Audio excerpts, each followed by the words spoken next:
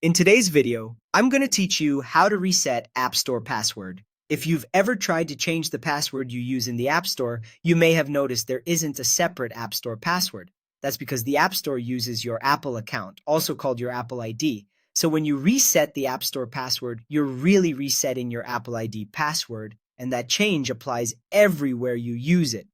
Before we start, make sure your iPhone has an internet connection and that you know your device passcode, the one you use to unlock the phone. You'll be asked for it as a security check.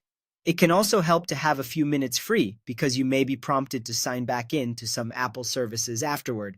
Here's how to do it on an iPhone. Open the Settings app. At the very top, tap your name to open your Apple account. Next, tap Sign In and Security. Then choose Change Password. Your iPhone will ask for your device passcode. Enter it to continue. Now create a new Apple ID password. Use something strong and memorable to you with a mix of characters and avoid reusing old passwords. Confirm the new password when prompted and you're done.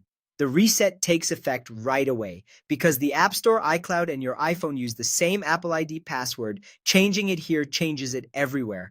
That means the next time you try to download an app, make a purchase, or view account settings in the App Store, it will recognize the new password immediately. After the change, some apps and services may ask you to sign in again. This is normal and helps keep your account secure. If you're prompted in the App Store, simply enter the new password you just created. If you use other Apple devices like a tablet or a computer signed in with the same Apple ID, plan to update the password on those devices as well so everything stays in sync.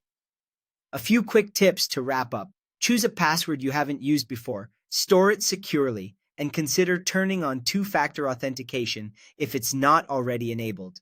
If a download seems stuck after the change, give it a moment or try refreshing the App Store page. It often resolves once the new credentials propagate. And that's it. You've successfully reset your App Store password by updating your Apple ID on your iPhone.